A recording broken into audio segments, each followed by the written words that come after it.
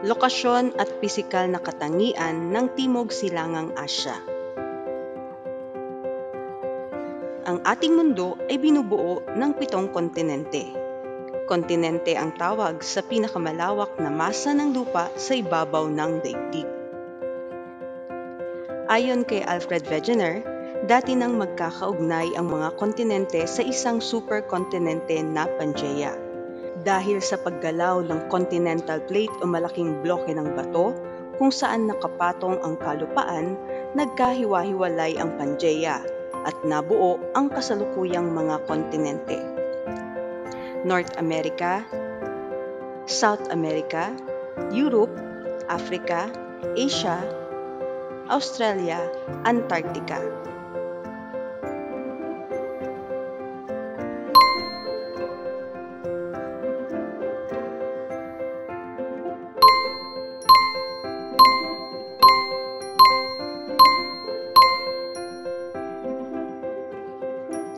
Ang Asya ay mula sa salitang Aegean na asu na nangangahulugang lugar na sinisikatan ng araw o bukang liwayway o silangan. Ang Pilipinas ay nasa Asya na siyang pinakamalaking kontinente sa daigdig. Sumasaklaw ito sa humigit kumulang na 1/3 bahagi ng mundo at binubuo ng 5 rehiyon: Hilagang Asya, Kanlurang Asya, Timog Asya, Silangang Asya, at Timog Silangang Asya. Ang Timog Silangang Asya ay tinaguriang Farther India at Little China dahil sa impluwensya ng kabias ng India at China sa kultura ng mga bansa rito. Ang mga bansang bumubuo sa Timog Silangang Asya ay ang Myanmar, Thailand, Laos, Vietnam, Cambodia, Philippines,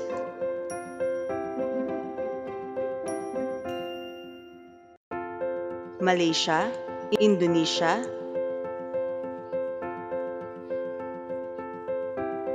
Singapore, Brunei at Timor-Leste.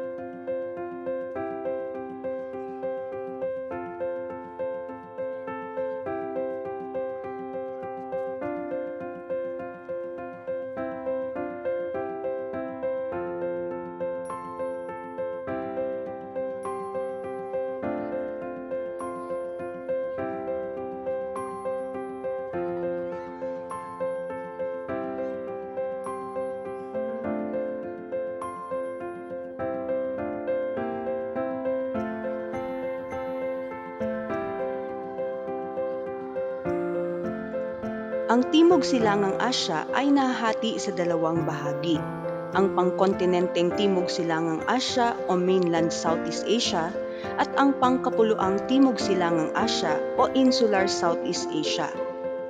Ang Mainland Southeast Asia o pangkontinenteng Timog Silangang Asya ay isang tangway na nasa pagitan ng South China Sea at Indian Ocean.